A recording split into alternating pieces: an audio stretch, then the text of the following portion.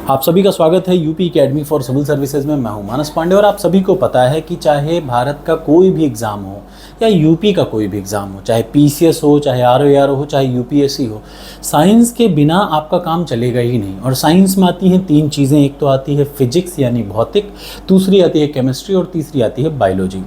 इन तीनों में भी जो सबसे ज़्यादा आती है वो आती है बायोलॉजी, यानी जीव विज्ञान एक इकलौता पोर्शन है जहाँ से यूपी पीसीएस में 12 प्रश्न आते हैं, आरओएआर में 6 से 7 प्रश्न आते हैं, सिर्फ कहाँ से, बायोलॉजी से। और ऐसे ही यूपी ट्रिपल एससी का कोई भी एग्जाम दिखा लीजिए, कम से कम 5 से 6 प्रश्न ज़रूर आते हैं बायोलॉजी से। तो इन तीनों को मैं आज से शुरू कर रहा हूँ। और ये क्या है मैं बता दूँ, प्रश्न ऐसा नहीं कि कुछ भी आ जाते हैं। ये साइंस के प्रश्न आमतौर पे 80% वही रहते हैं जो पिछले 30 सालों में पूछे गए हैं। उसी सीक्वेंस में आज मैं पहली वीडियो बना रहा हूँ बायोलॉजी की, यानी जीव विज्ञान की। याद रखिएगा, ये 30 सालों के प्रश्नों की पीडीएफ है जो मैं एक्सप्लेन कर रहा हूँ यहाँ इस वीडियो में। ऐसा इसलिए कर रहा हूँ क्योंकि देखिए, एग्जाम में आप पूरी किताब नहीं पढ़ सकते। हाँ, 2 से 3 वीडियो में पूरी बायोलॉजी जरूर रिवाइज कर सकते हैं। तो 3 मैक्सिमम 4 वीडियो में मैं पूरी बायोलॉजी कंप्लीट कर दूंगा। 20-20 मिनट से बड़ी मैं वीडियो बनाता नहीं, क्योंकि मैं खुद जानता हूँ कि बहुत ज़्यादा 15 से 20 मिनट तक आप किसी वीडियो को देख सकते हैं, उसके बाद आपका मन उससे भर जाएगा, चाहे आप कितने बड़े भी पढ़ाने तो क्यों ना हो। तो चलिए शुरुआत करते हैं। याद रखिएगा, इसकी पूरी पीडीएफ मैंने अपने टेलीग्राम चैनल, उसका भी सेम नाम है UP academy for civil services, वहाँ पे अपलोड कर रखी है। That is free of cost for you. तो जब आप मेरी वीडियो देखें तो सामने पीडीएफ खोले रखें और उसके बाद वीडियो देखें, तो आपको अपने आप क्लियर हो जाएगा। और ये सारे प्रश्न देखिए, कहीं ना कहीं यूपी पीसीएस आप साफ साफ देखिए, ये पीसीएस यूपी स्पेशल के सारे प्रश्न यहीं से आते हैं और इवन एमपी तक के प्रश्न आपको यहीं से मिल जाएंगे। तो शुरुआत करते हैं बायोलॉजी में। याद रखिएगा, जैसे ही आप ये पढ़ें, ये 30 सालों की प्रश्नों के पीडीएफ पढ़ने के बाद सबसे ज़रूरी है टेस्ट देना। तो बायोलॉजी के कम से कम 55 टेस्ट मैंने बना रखे हैं ये टॉपर्स कोड पर। जब आप इसको पढ़ें तो तुरंत जाके टॉपिक वाइज टेस्ट, जैसे पहला टॉपिक देख रखा है ना, परिचय, इंट्रोडक्शन टू बायोलॉजी, इसका एक अलग टेस्ट है। दूसरा वाला नोमेनक्लेचर का अलग टेस्ट है। तो टेस्ट देना बड़ा ज़रूरी है, क्योंकि उसी से पता चलेगा जो आपने पढ़ा है वो आपको समझ में आया या आप वो सही कर पा रहे हैं कि नहीं। तो चलिए शुरुआत करते हैं। पहले प्रश्न थे, पहला टॉपिक है जीव विज्ञान का परिचय, यानी introduction to biology and different branches of biology. Biology की कौन कौन सी शाखाएं, बहुत आराम से मैं पढ़ाऊंगा, भले इसमें 40 मिनट लगे। 5 से 6 वीडियो में, याद रखिए एग्जाम के पहले पूरी वीडियो को रिवाइज करके जाइएगा। तो सबसे पहला प्रश्न है, जूलॉजी यानी जंतु विज्ञान किसका अध्ययन करता है। तो याद रखिए, जंतु विज्ञान जीवित एवं मृत जानवरों दोनों का अध्ययन करता है। ये मत समझिएगा कि ये हिंदी में है भाई, ये प्रश्न यूपी पीसीएस में आते हैं, यूपी के हर एग्जाम में आते हैं। तो हिंदी इंग्लिश देख के मत समझिएगा, मैं आपको दोनों लैंग्वेज में पढ़ा रहा हूँ। जैसे जूलॉजी किसकी स्टडी करता है, जूलॉजी स्टडी करता है जिंदा एवं डेथ, मतलब लाइव एंड डेड जानवरों का, दोनों का पढ़ता है। तो इसका ऑप्शन होगा सी, याद रखिए। और ये भी याद रखना है कि जितना इंपॉर्टेंट ये प्रश्न है उससे 10 गुना ज़्यादा इंपॉर्टेंट इसका एक्सप्लेनेशन है। यानी जंतु विज्ञान के अंतर्गत जीवित और मृत जंतुओं दोनों का ही अध्ययन किया जाता है। अरस्तु को जीव विज्ञान का क्या कहा जाता है, जनक कहा जाता है। अगला, विटिकल्चर क्या है। तो विटिकल्चर याद रखिए, अंगूर की खेती को कहते हैं विटिकल्चर। ये प्रश्न फिक्स एक आता है, अलग अलग खेती के, या आप कोई भी एग्जाम उठा लेंगे, यूपी ट्रिपल एससी का, अभी यूपी पुलिस तक के एग्जाम में ये आया है। क्या विटिकल्चर किसके बोलते हैं, अंगूर की खेती को कहते हैं। याद रखिएगा, विटिकल्चर किसको कहते हैं, अंगूर की खेती को कहते हैं।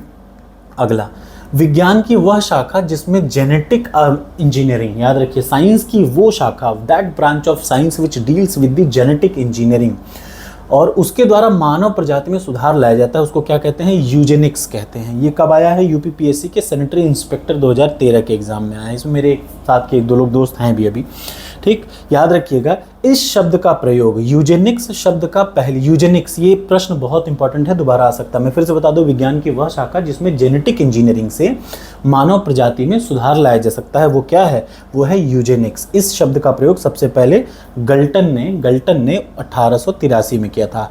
हर्पेटोलॉजी क्या है, हर्पेटोलॉजी जितने रेप्टाइल्स होते हैं, सरीसृप होते हैं, मैं इसीलिए हिंदी इंग्लिश दोनों यूज़ कर रहा हूँ। जितने रेप्टाइल का मतलब सरीसृप, जितने रेप्टाइल होते हैं, याद रखिएगा हर्पेटोलॉजी में रेप्टाइल और उभयचरों, यानी जो जमीन पर पानी में दोनों में चलते हैं, उनका अध्ययन किया जाता है, ठीक। पक्षियों का अध्ययन किस में किया जाता है, ऑर्निथोलॉजी में। ये भी आपको जानना बहुत ज़रूरी है, याद रखिए। ऑर्निथोलॉजी में किसका अध्ययन किया जाता है, पक्षियों का अध्ययन किया जाता है। हर्पेटोलॉजी में सरीसृप और उभयचर दोनों का अध्ययन किया जाता है। नेक्स्ट आ जाइए, जंतु विज्ञान की उस शाखा को क्या कहते हैं जिसमें प्राणी मात्र के बिहेवियर का स्टडी किया जाता है। तो याद रखिए जीव विज्ञान की वह शाखा जिसमें व्यवहार का अध्ययन किया जाता है वो आता है किसमें, पारिस्थितिकी पर्यावरण का अध्ययन का भाग है। ये बात याद रखिएगा। मतलब हम लोग क्या कहते हैं, पर्यावरण या पारिस्थितिकी क्या है, इकोसिस्टम की बहुत गजब की डेफिनेशन मैंने इन्वायरमेंट में आपको पढ़ाई है। अभी इन्वायरमेंट की प्लेलिस्ट अधूरी है, मैं इसके जस्ट बाद उसको पूरी करूँगा। तो आपको मैंने पढ़ाया था जीवों के आपस में इंटरेक्शन को, उनके व्यवहार एक दूसरे के प्रति कैसे हैं, उसी को पढ़ते हैं किसमें, पारिस्थितिकी विज्ञान में। जीव विज्ञान नाम किसने दिया, तो लैमार्क ने। याद रखिए जीव विज्ञान का सबसे पहला नाम फ्रांस के लैमार्क ने और ट्रेविनेरस ने दिया, ट्रेविरेनस नामक जर्मनी के वैज्ञानिक ने दिया। डार्विन ने क्या दिया, इसमें एक डार्विन भी नाम है, डार्विन ने क्या दिया, उत्तरजीविता के सिद्धांत को। ये बहुत बार आता है, याद रखिए, चाहे तो लैमार्क या डार्विन या अरस्तु या फिर लिनियस, इन चारों में से एक का कॉन्सेप्ट जरूर आता है। जैसे आमतौर पे लैमार्क या डार्विन के बीच में कंपैरिजन वाला क्वेश्चन यूपीपीएससी जरूर पूछता है। तो डार्विन ने उत्तरजीविता के सिद्धांत को क्या किया, प्रतिपादित किया। अब ऐसा नहीं है कि आप इंग्लिश मीडियम के हैं तो आप इसको नहीं पढ़ेंगे, आदत डालिए। यूपी में अगर आपको नौकरी पानी है तो हिंदी इंग्लिश दोनों की आदत डालनी पड़ेगी। बेटर है आप इंग्लिश में लिखें, it doesn't matter, but you must have to get the knowledge of Hindi also in the similar way. ठीक, लीनियस ने द्विनाम पद्धति मतलब बाइनोमियल थ्योरी, मैं इसको थोड़ा इंग्लिश में भी बताते जा रहा हूँ, कैरोलस लीनियस नाम है इनका पूरा। इन्होंने द्विनाम पद्धति यानी बाइनोमियल नोमेनक्लेचर या बाइनोमियल थ्योरम का वो किया, किसने, लीनियस ने। और इन्हें ही वर्गीकी का भी जन्मदाता कहा जाता है। याद रखिए फादर ऑफ टैक्सोनॉमी कौन है, कैरोलस लीनियस। वर्गीकी का मतलब टैक्सोनॉमी, फादर ऑफ टैक्सोनॉमी। अगला, जीवों के अंतर्गत आधुनिक विचारधारा किसने प्रस्तुत की, तो ओपेरिन ने प्रस्तुत की। यहाँ पे आपको एक्सप्लेनेशन से जरूर दिख जाता है। मिलर ने क्या किया, मिलर ने प्रयोग द्वारा इसको सिद्ध किया। प्राकृतिक चयन सिद्धांतों का मत डार्विन ने दिया। याद रखिएगा प्राकृतिक चयन के द्वारा जीवों की उत्पत्ति का सिद्धांत किसने दिया, डार्विन ने दिया। ठीक, वृद्धावस्था एवं काल प्रभावन मतलब जो बुढ़ों के लिए, वृद्ध है जैसे होता है, उसके विषय में ज्ञान प्राप्त करने को क्या बोलते हैं, जेरेंटोलॉजी। याद रखिएगा जरा विज्ञान, हिंदी में जरा विज्ञान, इंग्लिश में gerontology. What is it, it is the study of old age person, बुढ़ों के लिए पढ़ाई करी जाती है। इसमें जीव एवं जीवधारियों का वर्गीकरण या classification of an organism and it's classification. अगर आप कहेंगे और अगर आपको अच्छा लगेगा तो मैं बायोलॉजी की पूरी क्लास आपको पढ़ा सकता हूँ। ठीक, अगर आप कहेंगे तो याद रखिएगा, if you will ask me, तो मैं बायोलॉजी की 0 से लेकर के पूरी क्लास, उसमें मुझे 2-3 दिन बनाने में लगेगा, फिर मैं इसकी पूरी क्लास और इसका प्रश्न तो आप यहीं से पढ़ेंगे। याद रखिए सारे क्वेश्चन यहीं से हैं। निम्न में से कौन मीन है, याद रखिए मीन का मतलब मछली। याद रखिएगा इनमें से मछली कौन सी है, तो फ्लाइंग फिश एक इकलौती क्या है, मछली है। फ्लाइंग फिश समुद्री मछली का एक प्रकार है, ये आपको पता होना चाहिए। कैटल फिश क्या है, कैटल फिश एक प्रकार का मोलस्का संघ है। ठीक, कैटल फिश क्या है, मोलस्का संघ है। अच्छा, बायोलॉजी में भी मैंने बहुत सारे शॉर्ट ट्रिक बनाए थे अपने आप को याद करने के लिए, तो जब इसको कभी मेरा मन किया सबसे एंड में बायोलॉजी ही पढ़ाऊंगा, क्योंकि I am a student of engineering. Biology कैसी पढ़ाऊंगा ये मैं नहीं बता सकता, लेकिन कोशिश करूंगा ज़रूर आपके लिए, अगर आप चाहेंगे तो। यार अपने दोस्तों से कहिए मेरा चैनल भी सब्सक्राइब कर दें, बट एक कम सब्सक्रिप्शन है यार। सिल्वर फिश क्या है, ये सिल्वर फिश एक प्रकार का कीट है, कीड़ा मकोड़ा। ठीक, सिल्वर फिश क्या होती है, कीड़ा मकोड़ा, याद रखिएगा। और क्रे फिश ये एक केकड़ा है। क्रे फिश मतलब, क्रे का मतलब केकड़ा, याद रखिएगा। इसका मतलब इन चारों में मछली कौन है, फ्लाइंग फिश इकलौती मछली है समुद्री। बाकी क्रे फिश मतलब केकड़ा। सिल्वर फिश क्या है, सिल्वर फिश एक प्रकार का कीड़ा, आपको पता आपके घर में भी सिल्वर फिश आता है। ठीक, और कैटल फिश क्या है, कैटल फिश एक प्रकार का मोलस्का संघ का जीव है। अगला आ जाइए, त्रिकोष्ठीय हृदय माने 3 वेशनों वाला, 3 वेशनों में 3 स्लॉट में जो हृदय होते हैं वो क्या होता है, याद रखिएगा उभयचर वर्ग। याद रखिएगा उभयचर यानी जो जमीन और पानी दोनों में रहते हैं, उनका एक बहुत बड़ा महत्वपूर्ण वर्ग है। उनके अनुसार मछली और सरीसृप के बीच की श्रेणी में, मछली मतलब जो पानी में चलती है, सरीसृप मतलब जो जमीन में रेप्टाइल्स आते हैं। ठीक, याद रखिएगा। अब क्या होता है, ये हृदय इनका क्या होता है, त्रिकोष्ठी होता है, 3 वेशमों में बटा होता है। किसका, उभयचर वर्ग का। ये बहुत इंपॉर्टेंट प्रश्न है और आपको इसको याद करना चाहिए। फिरामोन्स क्या होते हैं, फिरामोन्स कहाँ पाए जाते हैं, तो कीटों में यानी कीड़ों में। कितनी बार आया है देखिए, UPPCS state agriculture, UPPCS special GS, UP UDLDA, यानी ये प्रश्न बार बार आएगा। और बायोलॉजी में आप देख पा रहे हैं ना, ये 4 बार आया है। बायोलॉजी में ऐसा कोई प्रश्न है ही नहीं जो पिछली बार ना आया हो। हाँ, एक चीज़ याद रखिएगा, जैसे 12 प्रश्न अगर बायोलॉजी में आते हैं जीव विज्ञान में, में, तो उसमें से 2 प्रश्न ऐसे रहेंगे जो नए रहेंगे इस समय करंट से रिलेटेड, बाकी 10 प्रश्न इन्हीं में से रहेंगे, या तो ये या इसका एक्सप्लेनेशन। फेरोमोन्स याद रखिएगा, ये इसमें गंध नहीं आती, ये स्मेल लेस होते हैं, गंध युक्त और वाष्पशील हाइड्रोकार्बन होते हैं। ये आपको ये भी पता, जैसे देखिए प्रश्न है क्या फेरोमोन्स कहाँ पाए जाते हैं, तो कीड़ों में पाए जाते हैं। फेरोमोन्स कहाँ पाए जाते हैं, कीड़ों में। अब या तो एग्जाम में यही सीधे सीधे आ जाएगा, या फिर फेरोमोन्स की प्रॉपर्टी पूछ लेगा या उनकी खूबियां पूछ लेगा। तो फेरोमोन्स याद रखिए कीटों द्वारा उत्सर्जित जो कीड़े होते हैं वो इनको निकालते हैं, गंधयुक्त और वाष्पशील हाइड्रोकार्बन होते हैं। ये सबसे ज़रूरी है आपका जानना, ठीक। अगला आ जाइए, स्त्रियों के योनि स्राव में फेरोमोन्स का कार्य करने वाले हाइड्रोकार्बन, मतलब क्या ये फीमेल्स में भी पाए जाते हैं? हाँ बिल्कुल, औरतों में भी ये पाए जाते हैं, ठीक। अगला आ जाइए, निम्न स्पीशीज़ को उनके विकास के कालानुक्रम, मतलब कौन सी स्पीशीज़ पहले आई, कौन सी स्पीशीज़ बाद में आई। मैंने हिस्ट्री पढ़ाते समय आपको ये बताया था कि दशावतार में कैसे एग्जैक्टली साइंस को दशावतार में प्रूफ किया है हिंदू माइथोलॉजी में, बट यहाँ मैं फिर से आपको बता दे रहा हूँ, दुनिया में सबसे पहले जीवन पानी में आया, यानी सबसे पहले कौन सा अवतार हुआ, मत्स्य अवतार हुआ। ये बहुत ज़रूरी आपको लग रहा है, बट ये एकदम हिस्टोरिकली प्रूव्ड है, ये साइंटिफिकली बाद में प्रूफ हुआ। बट हमारे इतिहास में जब आप झांसी के आसपास ललितपुर में जाएंगे तो आप देखेंगे दशावतार मंदिर में पहला अवतार क्या है, मत्स्य अवतार। तो दुनिया में पहला जीवन कहाँ पे आया, पानी में आया, यानी मत्स्य अवतार। उसके बाद क्या हुआ, एक ऐसा जीव जो पानी और जमीन दोनों पे चलता था, यानी उभयचर, ठीक। तीसरा आ जाइए, तीसरा जो होगा फिर क्या आया, एक ऐसा जीव जो जमीन पे रेंगने वाला बना, तो सरीसृप यानी रेप्टाइल्स। और लास्ट में आया पक्षी, यानी सबसे पहले जीवन कहाँ शुरू हुआ, पानी में। फिर जीवन कैसे हुआ, पानी और जमीन दोनों पे चलने वाला जानवर बना। फिर तीसरे नंबर पे क्या आया, सरीसृप। देखिए सबसे पहले क्या आया, मछली पानी में चलती है। फिर उभयचर यानी एक ऐसा जीव जो पानी में भी चलता है और जमीन पर, कछुआ, ठीक। फिर सरीसृप आया, सरीसृप मतलब सांप टाइप का, ठीक। उसके बाद फिर क्या आया, पक्षी सबसे लास्ट में। तो आप यही याद रखिएगा, मछली, उभयचर, सरीसृप और पक्षी। मच्छरों के, मच्छर यानी मॉस्किटो, मॉस्किटो के कंट्रोल के लिए जो कीट भक्षी मछली है, कौन सी, मच्छरों को खाने वाली कौन सी मछली है, तो वो है गैम्बूसिया। यूपी पीसीएस प्री 2011 में आया है। इसका मतलब ये फिर से आ सकता है, प्रीलिम्स का क्वेश्चन है ना। अब आपको लगेगा यही प्रश्न अगर इस बार आ जाए 2024, 2025 या 2026 में, अच्छा ये पूरी वीडियो आप अगले 3 साल के लिए नहीं, आप जब तक इसको यूज़ करना चाहें एग्जाम से पहले जरूर पढ़ के इस वीडियो को जाइएगा, ठीक। मच्छरों के नियंत्रण हेतु प्रयोग करने वाली कीट भक्षी मछली कौन सी है, गैम्बूसिया। ये मच्छरों के नियंत्रण के लिए इसका यूज़ किया जाता है। अगला ऑक्टोपस क्या है, बहुत इंपॉर्टेंट प्रश्न है।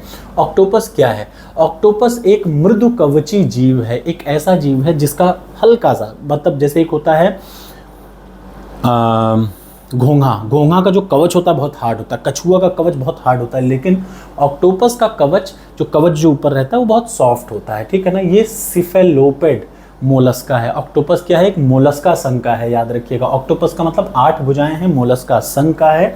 इसे डेविल फिश भी कहा जाता है, बहुत इंपॉर्टेंट है, याद रखिए। एक प्रश्न आएगा यूपी पीसीएस में कि डेविल फिश किसके कहते हैं, तो octopus, the other name of octopus is devil fish.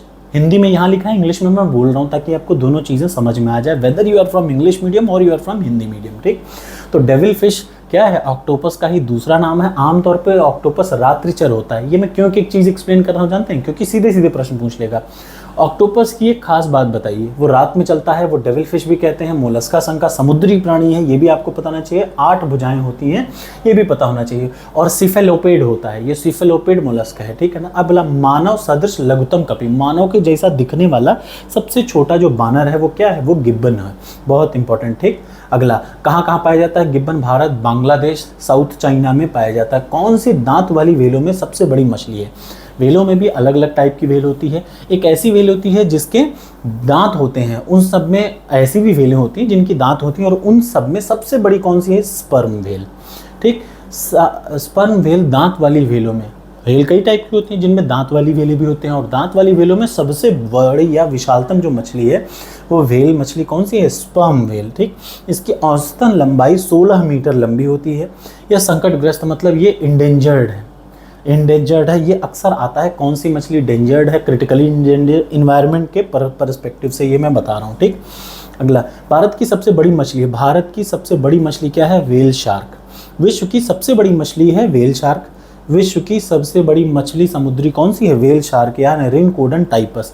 ये एक नाम याद रखिए, रिनकोडन टाइपस, 3 बार पूछ रखा है संघ लोक सेवा आयोग में, यूपीएसपीसीएस में नहीं, संघ लोक सेवा आयोग में, यानी प्रोबेबिलिटी इसकी भी आने की बहुत ज़्यादा है। यूपी पीसीएस स्पेशल प्रीलिम्स 2008 में आ चुका है, ठीक है ना।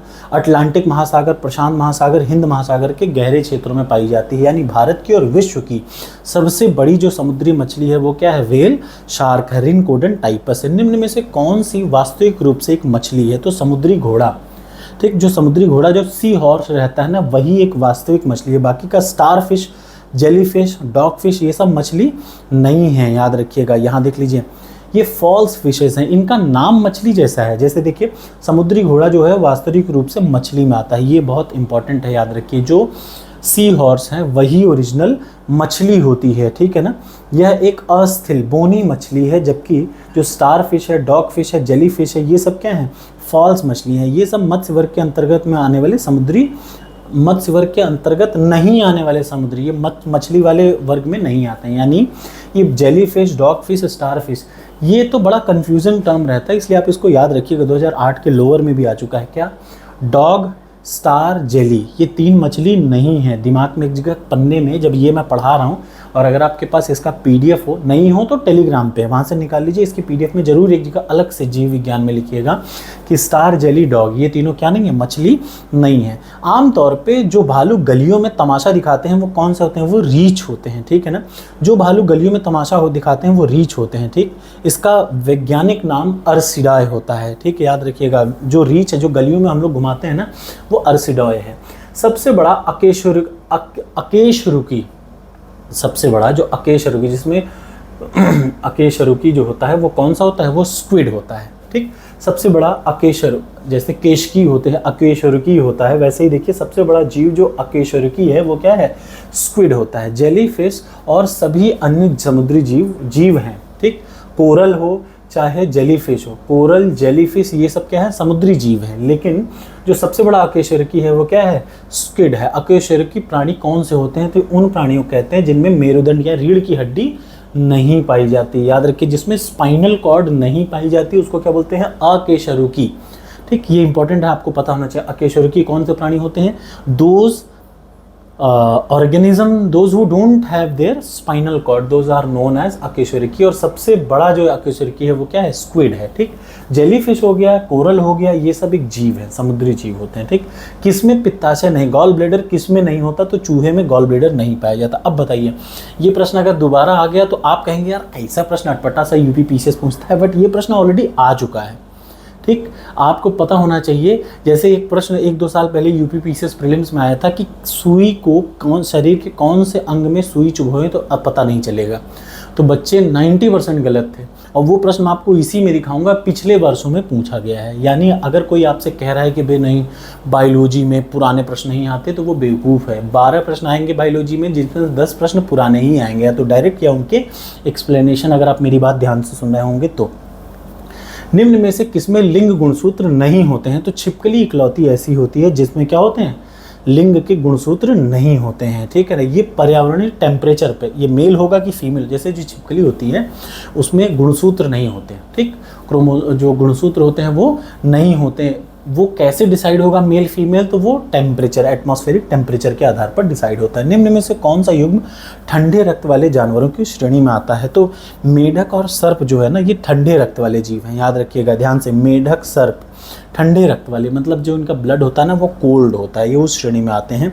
इन्हें पोइकिलोथर्म के रूप में भी जाना जाता है। इन द सेंस प्रश्न आएगा, ऐसे जीव जिनके जो ब्लड हैं वो ठंडे होते हैं उनको किस वर्ग में रखा गया है, तो याद रखिए पोइकिलोथर्म कहते हैं ऐसे जीवों को, those whose blood is cold, ठीक। अगला आ जाइए, इनका जीवित रहते हैं पर्यावरण के आधार पर। निम्न में से उड़ने वाले जीव में से कौन सा पक्षी वर्ग में नहीं आता, तो चमगादड़ जो है वो पक्षी नहीं है, मैमल में आता है, आपको पता होना चाहिए। चमगादड़ क्या है, चमगादड़ हो गया शेर, बंदर, चूहा, कंगारू, मैमेलिया, मैमल वर्ग में आते हैं, पक्षी वर्ग में नहीं आता। पहले देखिए ये उड़ने वाला है, चमगादड़ उड़ता है, लेकिन ये क्या है, ये मैमल में आता है। मतलब याद रखिएगा, मैमल का मतलब जैसे इंसान होता है ना मैमल, तो इंसान बच्चा देता है, अंडा नहीं देता, वैसे चमगादड़ भी बच्चा देता है, ठीक। अगला, कौन सा पक्षी दुग्ध उत्पादित करता है, तो याद रखिए जो कपोत या फिर पीजन जो होता है ना, वो दूध देता है। पिजन क्या होता है? दूध देता है। सबसे तेज दौड़ने वाला कौन सा पक्षी है? तो ऑस्ट्रिच। फॉरेस्ट कंजर्वेटर एग्जाम में आ चुका है, ऑस्ट्रिच सबसे तेज दौड़ने वाला पक्षी है। इसके पैरों में केवल 2 उंगलियां होती हैं। ये भी प्रश्न एक बार यूपी पीएससी के आरओ एग्जाम में आ चुका है। क्या शुतुरमुर्ग के पैर में कितनी उंगलियां होती हैं? 4, 5, 2 या 6? तो 2 ही उंगलियां होती हैं। ये अफ्रीका का मूल पक्षी है। इसका वंश कौन सा है? ये किस जीन का है? तो ये स्ट्रुथियो जीन का है। ठीक, निम्न में से कौन सा प्राणी का रक्त मनुष्य से साम्यता रखता है? तो चिंपैंजी जो होता है ना, उसका जो ब्लड होता है ना, वो मनुष्य और चिंपैंजी का ब्लड एक जैसा है, इनका डीएनए एक जैसा है। इसीलिए कहा जाता है कि हमारे पूर्वज कैसे थे? चिंपैंजी जैसे थे। ठीक, किसमें केंद्रक नहीं होता? तो बैक्टीरिया में जो होता है वो केंद्रक नहीं होता। याद रखिए, जीवाणु, ये बहुत बार, 1-2 बार नहीं, कम से कम 50 बार याद रखिए, अलग अलग एग्जामों में पूछा है किसमें केंद्रक नहीं होता। तो बैक्टीरिया इकलौता ऐसा है जिसमें केंद्रक नहीं होता। स्तनधारी यानी जो मैमल्स होते हैं, स्तनधारियों के कान में अस्थिकाओं की संख्या कितनी होती है? 3, याद रखिएगा। ठीक, अस्थिकाओं की संख्या कितनी होती है? 3। स्तनधारियों के कान में टेम्पोरल हड्डी के अश्माभ भाग के अंतर्गत कर्ण गुहा में छोटी छोटी 3 जोड़ी हड्डियां होती हैं। ये देखिए ऐसे होती हैं। ये भी मैं बता दूं, ये जैसे कान के पास 3 हड्डियां इस तरीके की, मैलियस, इनकस और स्टेपीज, ये 3।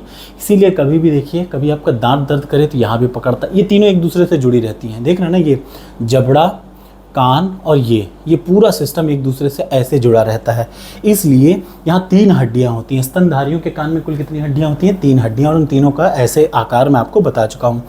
अनियत तापी प्राणी, अनियत तापी प्राणी किन्हें कहते हैं? याद रखिएगा, कोल्ड ब्लडेड प्राणी, जिनका, ये मैंने अभी आपको जस्ट यहाँ पे बताया, कोल्ड ब्लडेड प्राणी को क्या बोलते हैं? पोइकिलोथर्म। ठीक, याद रखिएगा, जिनका वातावरण के अनुरूप टेम्परेचर बदलता है। कोल्ड, अनियत तापी प्राणी किसे कहते हैं? शीत रक्ती, कोल्ड ब्लडेड प्राणियों के जो टेम्परेचर है ना, वो टेम्परेचर बाहर के एटमॉस्फेयर के हिसाब से चेंज होता रहता है। कौन सा? पूर्ण रूप से परजीवी, परजीवी का मतलब जो अपने खाने के लिए दूसरे पर डिपेंडेंट हो। स्पोरोजोआ, याद रखिए, स्पोरोजोआ पूर्णतया क्या है? परजीवी है। स्पोरोजोआ किसका संघ का है? तो प्रोटोजोआ जगत का प्राणी है। मैस्टिगोफोरा यूग्लिना वर्ग में पाया जाता है, जबकि सार्कोडिना अमीबा वर्ग से संबंधित है। आमतौर पे ये मैं क्यों बता रहा हूँ? क्योंकि देखिए ऑप्शन में 4 ऑप्शन दिए होते हैं, तो एक्सप्लेनेशन में चारों ऑप्शन का एक्सप्लेन करता है। जैसे ओरिजिनल प्रश्न क्या है? स्पोरोजोआ पूर्णतः परजीवी है। कौन सा जीव पूर्णतः परजीवी है? तो स्पोरोजोआ पूर्णतः परजीवी है।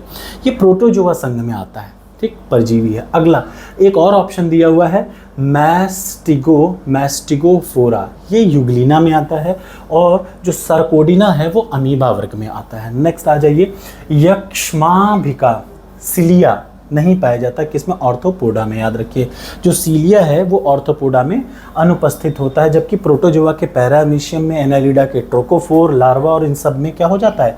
ये जो सीलिया है वो पाया जाता है। किसमें नहीं पाया जाता? तो ऑर्थोपोडा में नहीं पाया जाता। मोलस्का, प्रोटोजोआ, याद रखिए, ऑर्थोपोडा में नहीं पाया जाता सीलिया। ये प्रश्न बहुत इंपॉर्टेंट है, यूपी पीसीएस का 1994 का प्रश्न है। बुक लंग्स यानी फेफड़ा किस में पाया जाता है? तो बिच्छू में। याद रखिएगा, बुक लंग्स फेफड़े का एक प्रकार और श्वसन अंग है जो वायुमंडलीय विनिमय के आधार पर उपयोग किया जाता है। ठीक, और ये किस में पाया जाता है? बिच्छू में पाया जाता है। निम्न में से कौन सा कीट सर्वव्यापी है? तो जो मक्खी है वो हर जगह व्याप्त है। पूरे विश्व में मक्खी समान रूप से पाई जाती है, चाहे यहाँ और हर जगह गंदी ही होती है। गंधी कीड़ा, ठीक, गंधी बग क्या है? एक कीट है। किसका है? गंधी कीड़ा धान में लगता है, ये आपको पता होना चाहिए। ठीक, गंधी कीड़ा किस में लगता है? धान में लगता है, ये आपको पता होना चाहिए। जहरीली छिपकली क्या है? तो हेलोडर्मा। ये यूपी पीसीएस 1998 में आया और 2013 के प्रश्न में भी यूपी पीसीएस में पूछ रखा है कि सबसे जहरीली छिपकली कौन सी है? हेलोडर्मा है। ठीक, ये आपको याद होना चाहिए। निम्न में से किस जंतु में खुर नहीं पाए जाते? तो गीदड़ इकलौता है। याद रखिए, जैसे जेब्रा में खुर पाया जाता है, घोड़ा में खुर पाया जाता है, गाय भैंस सब में खुर पाया जाता है, लेकिन कभी गीदड़ में खुर नहीं पाया जाता। अब आप कमेंट बॉक्स में बताइए, ऐसे अजीब अजीब से प्रश्न आप बुक में पढ़ेंगे या आपको नहीं मिलेंगे? ये आपको तब समझ में आते हैं जब पिछले सालों का आप पेपर देखते हैं। यही प्रश्न दोबारा आ जाएगा और कहीं आपका गड़बड़ ना हो जाए, इस वजह से मैं इसको एक्सप्लेन कर रहा हूँ। मुझे आशा है कि आपको मेरे पढ़ाने का तरीका इस बार 30 सालों के प्रश्नों को अच्छा लग रहा होगा। मैं हर प्रश्न को एक्सप्लेन कर रहा हूँ। एक बार मैं 50 प्रश्न कवर करूँगा, लेकिन ये गारंटी है कि वो 50 प्रश्न आपको बढ़िया से समझ में आ जाएगा। ठीक, निम्न में से किसका मस्तिष्क या ऐसा कौन सा ऐसा जीव है जिसका मस्तिष्क उसके शरीर के अनुपात में सबसे बड़ा होता है? तो याद रखिएगा, ये प्रश्न चींटी है। ये देखिए यूपीपीसीएस के जीएस 1 पेपर में आ चुका है, कौन सा ऐसा जीव है जिसका जो मुंडी है वो उसके शरीर से ज़्यादा बड़ी होती है? चींटी। अब आ जाइए ऑर्गेनिक इवैल्यूएशन और जेनेटिक्स, अनुवांशिकी, ये भी एक बहुत, हर टॉपिक से एक एक प्रश्न ठीक आएगा आपके एग्जाम में, ये आपको पता होना चाहिए। अब उस हिसाब से मैं आपको पढ़ा, निम्न में से कौन सा रोग अनुवांशिक है? कई सारे रोग होते हैं जो जेनेटिक होते हैं, ये आपको पता है, जैसे मधुमेह, किसी को शुगर हो गया तो ये जेनेटिक हो जाता है, ठीक। किसी को बीपी की प्रॉब्लम है तो वो जेनेटिक होने लगती है, ठीक। निम्न में से कौन सा रोग अनुवांशिकी है? तो याद रखिए वर्णांधता, colour blindness. What is colour blindness? लाल और हरा कलर में आदमी क्या नहीं कर पाता, जज नहीं कर पाता कि कौन सा लाल है कौन सा हरा है, इसको बोलते हैं कलर ब्लाइंडनेस। यानी कलर ब्लाइंडनेस वाला आदमी अगर चौराहे पे खड़ा हो जाए तो कब बत्ती लाल होगी कब बत्ती हरा होगी उसको समझ में नहीं आएगा, दोनों काला काला समझ में आएगा, ठीक।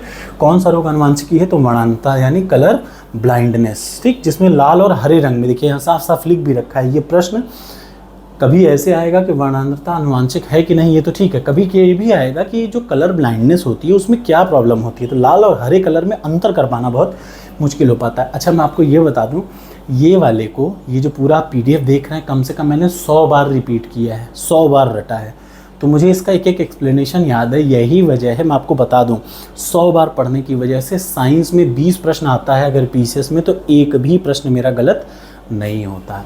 ये इंजीनियरिंग वालों की खूबी है, प्लस आप इसको अपनी खूबी भी बना सकते हैं अगर आप मेरी ट्रिक अपनाएंगे। कोई चीज़ जो लगे, जैसे देखिए साइंस का फिक्स है 22-23 प्रश्न आएंगे, 20 प्रश्न आपके सही होंगे, गलत नहीं होंगे, बस आप पिछले सालों को रट डालिए, ठीक। और टेस्ट जरूर दीजिए, जैसे यहाँ से पढ़ने के बाद सबसे ज़रूरी है आप इसका क्या दें, सेम चीज़ का टेस्ट दें। अगला आ जाइए, गार्डन पी के हाइब्रिडाइजेशन, गार्डन पी कौन सा वैज्ञानिक संबंधित है? तो याद रखिए Gregor John Mendel. Gregor John Mendel एक क्या है, जर्मन के हैं। ये भी कभी कभी आ जाता है, मेंडल कहाँ के वैज्ञानिक थे? तो जर्मनी के थे। अनुवांशनी का जनक, अनुवांशनी यानी जेनेटिक्स का जनक, जो फादर ऑफ जेनेटिक्स कहा जाता है, वो किसको कहा जाता है? Gregor John Mendel. उन्होंने मटर के पौधे पर प्रयोग करके इसका नियम प्रतिपादित किया, बहुत इंपॉर्टेंट है, याद रखिए। जो कहा जाए कि अनुवांशिकी का जन्मदाता कौन है? Gregor John Mendel. उन्होंने किस पे प्रयोग किया? तो मटर के पौधे, जिसको बोलते हैं गार्डन पी पर, ठीक है ना। और इसी से उन्होंने क्या किया? अनुवांशिकी का सिद्धांत एक्सप्लेन किया। जीन के भीतर अनुक्रम के आधार में परिवर्तन क्या कहलाता है? उत्परिवर्तन कहलाता है। क्या कहलाता है? उत्परिवर्तन। क्या होता है? जीन के भीतर समय दर समय जो परिवर्तन होता है उसको उत्परिवर्तन। मानव शरीर में कितने क्रोमोसोम की संख्या होती है? तो 23.5, मतलब 23 जोड़े होते हैं। मानव में जो क्रोमोसोम होते हैं कितने होते हैं? मानव में 23 जोड़े क्रोमोसोम्स होते हैं। उसको डबल कर दीजिए, जोड़े का मतलब 46। याद रखिए 23 जोड़े क्रोमोसोम होते हैं। गुणसूत्र क्रोमोसोम को इंग्लिश में बोलते हैं। याद रखिए आधे वे जिनमें 23 जोड़ी का एक्स गुणसूत्र होता है और आधे वे जिसमें वाई गुणसूत्र रहता है। यानी आप देखिए जैसे आदमी में कितने जोड़ी गुणसूत्र होते हैं? 23 जोड़ी। टोटल कितने होगा? 46, जिनमें 23 जोड़ी एक्स होगा मेल और 23 जोड़ी होगा फीमेल। इन्हीं सबसे मिक्स करके पता चलता है कोई भी चीज़ मेल होगा कि फीमेल होगा। पुरुष लिंग का निर्धारण कौन सा क्रोमोसोम करता है? तो वाई क्रोमोसोम। पुरुष लिंग का जो कोई लड़का अगर होने वाला, कोई बच्चा होने वाला है, कैसे पता चलेगा? क्रोमोसोम से पता चलेगा। अगर वाई क्रोमोसोम है तो क्या हो? पुरुषों में वाई क्रोमोसोम निर्धारित होता है, क्योंकि वाई क्रोमोसोम पिता से प्राप्त होता है। याद रखिएगा। अगर स्त्री है तो XX, पुरुष है तो XY। ध्यान से सुन लीजिए, स्त्री है तो XX, पुरुष है तो XY। अगर होने वाले बच्चे के में XX आ जाता है तो उसका मतलब होने वाली बच्ची जो होगी वो बेटी होगी। ये सारे प्रश्न पीसीएस में आते हैं। आप ये मत समझिएगा it's a question of science, it is a pure question of UP PCS कि होने वाला बच्चा लड़का होगा, बेटा होगा कि बेटी होगी। ये कैसे डिसाइड होता है? ये क्रोमोसोम से डिसाइड होता है। जो वाई क्रोमोसोम है वो मेल को डिसाइड करता है, वो मेल को रिप्रेजेंट करता है, एक्स क्रोमोसोम फीमेल को। ठीक, देखिए पुरुष का जो क्रोमोसोम होता है वो XY होता है। यानी अगर होने वाले बच्चे में XY क्रोमोसोम है तो इसका मतलब होने वाले बच्चा क्या होगा? मेल होगा। लेकिन अगर होने वाले बच्चे में XX क्रोमोसोम है तो वो महिला का निर्धारण करता है। तो याद रखिएगा, ध्यान से इधर देख लीजिए। औरत के पास XX क्रोमोसोम होते हैं, आदमी के पास XY होते हैं। अगर पुरुष का X और महिला का X दोनों मिल जाए, देखिए पुरुष के पास X और Y दोनों हैं और महिला के पास X और X दोनों हैं, मतलब महिला का मतलब XX, पुरुष का मतलब XY। अगर पुरुष का X महिला के X से मिल जाए तो लड़की पैदा होगी, और अगर पुरुष का Y महिला के X से मिले तो लड़का पैदा होगा। इतना समझिए, ठीक, इतना सिंपल सा कॉन्सेप्ट है। और ये आप कॉन्सेप्ट ज़रूर पढ़ लीजिए, पीसीएस में ज़रूर आता है। और कभी कभी भाई जब मेंस में कभी पूछ ले तो आपको पता होना चाहिए। समझ में आ गया ना? जो क्रोमोसोम होते हैं कुल कितने होते हैं? 46 होते हैं। 23 X और 23 Y। अगर कोई लड़की होगी तो उसमें क्रोमोसोम XX होगा, अगर कोई पुरुष होगा तो उसका क्रोमोसोम XY होगा। ठीक, जैसे मैं पुरुष हूँ, मेल हूँ, तो मेरे में X और Y होंगे, और कोई लड़की है तो उसमें XX होंगे। जब इन दोनों में क्या होता है, हाइब्रिडाइजेशन होता है, X और X, तो क्या हो जाएगा लड़की, और X और Y मिल जाए तो लड़का। ठीक, अगला आ जाइए, स्तनधारियों का उद्भव किस काल में हुआ। ये बड़ा इंपॉर्टेंट प्रश्न है, इसलिए क्योंकि ये बार बार पीसीएस में आता है। ठीक, स्तनधारियों का उद्भव यानी जो मैमल्स होते हैं उनका उद्भव किस काल में हुआ, ये भी बहुत प्रश्न इंपॉर्टेंट है। ये हुआ ट्राइएसिक में, याद रखिए। रेंगने वाले जीवों का युग, याद रखिए। ट्राइएसिक कौन सा युग है, ऐसा युग है जिसमें रेंगने वाले पशु बने। ठीक है ना, स्तनधारियों की यहाँ से उत्पत्ति हुई। जीन के भीतर क्षार अनुक्रम परिवर्तन क्या कहलाता है, उत्परिवर्तन। ये मैंने आपको बता दिया, जीनों के भीतर धीरे धीरे करके क्षार अनुक्रम परिवर्तन को क्या कहते हैं, उत्परिवर्तन। उत्परिवर्तन 2-3 बार इधर आया, एक ऊपर अभी प्रश्न आया था। ठीक है ना, आज मैं 50 प्रश्न तक करूंगा। ठीक, अब इधर देखिए, पृथ्वी पर जीवों का विकास कैसे हुआ। यहाँ देखिए फिर से ये प्रश्न अगर ऐसा आ जाए तो सबसे पहले कवच वाले जीव बने, ऐसा जीव जिनके ऊपर कवच था, फिर पहला कीट बना यानी कीड़ा बना, फिर पहला सरीसृप, फिर पहला स्तनधारी। इन चारों में याद रखिए जीवों के उत्परिवर्तन या फिर विकास का कालानुक्रम। सबसे पहले कौन बना, कवच वाले जीव, फिर कौन बना, पहला कीट। अच्छा, मैं ऐसे इसलिए कर रहा हूँ क्योंकि मेरे पैर में दिक्कत, आपको पता है जनवरी में चोट लगी थी, आजकल मैं जिम में जा रहा हूँ। ठीक, ये 3 से 4 दिन में पूरा बायोलॉजी खत्म हो जाएगा और अच्छे से खत्म होगा, इस बात की आपको खुशी रहेगी। डीएनए की द्विकुंडली संरचना किसके द्वारा दी गई, तो वाटसन और क्रिक ने। जो डबल लाइन रहती है ना, डबल लाइन का मतलब मैं आपको दिखा देता हूँ। पहले किसी ने सिंगल लाइन बनाई थी, लेकिन फिर बाद में डीएनए की डबल लाइन क्या हुआ, डबल लाइन, डबल कॉइल। जैसे देखिए ये ऐसे ऐसे डीएनए की डबल लाइन वाली संरचना किसने दी, वाटसन और क्रिक ने दी। ठीक, ये आपको याद होना चाहिए। इसको मैं हटा ही देता हूँ। ठीक, अगला आ जाइए, जैव विकास के संदर्भ में सांपों के अंग का लोप होना, यानी सांप के पास पहले अंग हुआ करते होंगे, उसके बाद विलुप्त हो गया, तो वो किसका है, अंगों का उपयोग एवं अनुप्रयोग। याद रखिए ये सबसे इंपॉर्टेंट है।